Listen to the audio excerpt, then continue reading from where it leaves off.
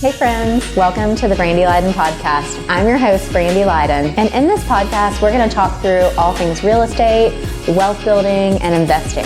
And what I really want you to do is reach your financial freedom and live your life worth living.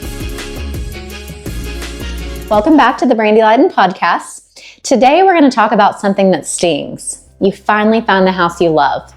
You write the offer and you lose it. Why does this happen? We're going to go over the top 5 reasons that this happens to buyers in the market today. I've seen buyers make the same mistakes over and over. So today we're going to go over the top 5 reasons why your offer didn't get accepted and how to fix them. Let's start with the obvious one. Your offer was too low. Today we are in a super competitive market, okay? And if you are thinking that lowballing the offer is going to get you the property, it's probably not going to happen in today's market. That's the first thing we want to talk about. Whoever your realtor is, they should be running the comps for you. What is this house worth? So that you can make the most competitive offer. Because offering too low is not going to get you the house, right?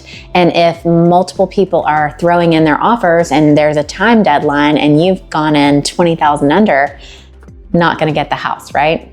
Sometimes paying $5,000 more, $10,000 more is going to save you in interest rates potentially going up, or even save you in rent because you didn't get the house and 6 months later you're still looking for houses. So go in at a competitive offer the first time and it'll save you tons of money down the road. All right, this one is sneaky. Reason number 2 is going to be that your financing is not solid. This is a huge one.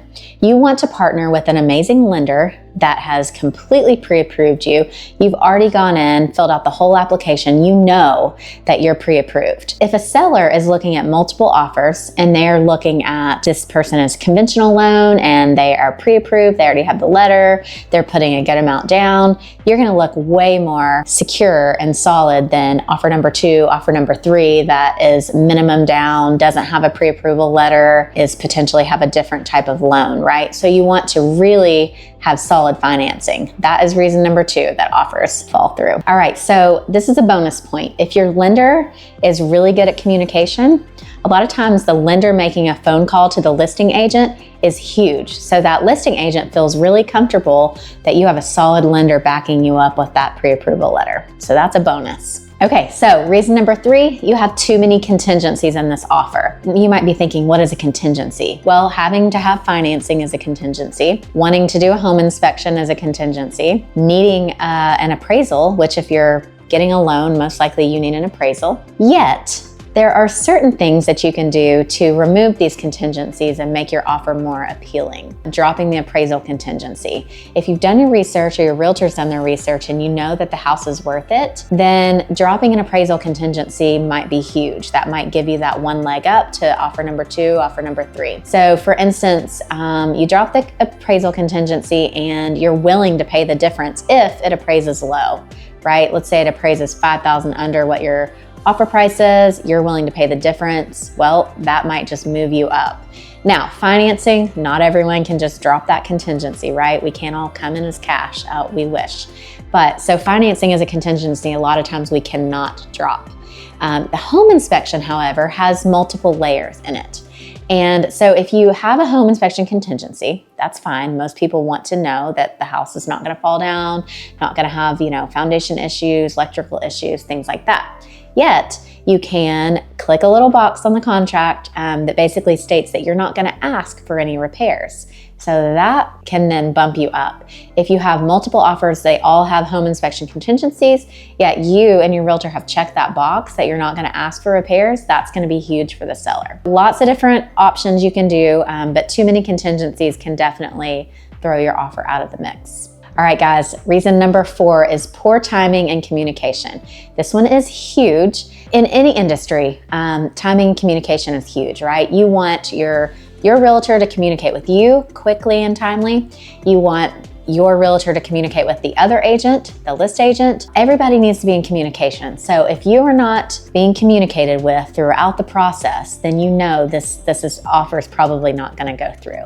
So let's go through a scenario of like the perfect scenario, right? So your agent submits your offer, sends you a quick text, hey, offer's been submitted to the list agent.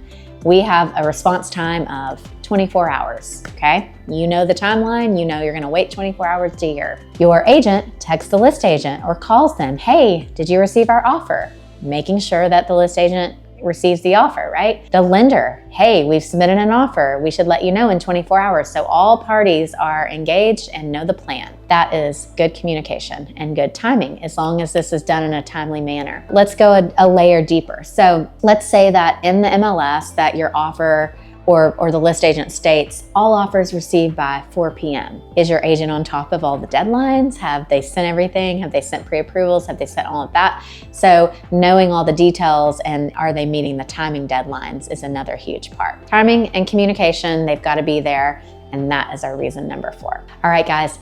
Reason number 5 is emotional sellers. Now, this can be tricky. So if you know that this is an older couple and they've lived there for 30 years, you're gonna wanna have the most appealing offer. And you're gonna want to be, reasonable, not cutthroat, not, making them get out in 14 days and coming in with cash. And if you're an investor or something like that, they want somebody that is going to take care of the home, is gonna appreciate it, and be respectful with their deadlines on moving out when they're so emotional. A lot of this is going to come down to how they perceive your offer. Okay, so if you know that they're an emotional seller, and your agent should be able to communicate this to you, maybe be super flexible in your closing date, allowing them a lot of time to get out of their house, because this is an emotional process. Maybe not lowballing would be nice, right? They're emotional, so their price and their list price is going to reflect that. So you may have to go in, a little more than you want, $10 a month, something like that, right? You may have to bump that up a little bit, knowing that they're emotional. Just being super flexible in a scenario like this, and hopefully your agent has good communication with the other agent and they let you know this information, and that way everything will be smooth sailing if you are flexible with your offer, because we know it's emotional. Or if you've raised your babies in this house and you've had this house for 20 years, you've got to be respectful of that. So just knowing the situation and being super flexible with your offer.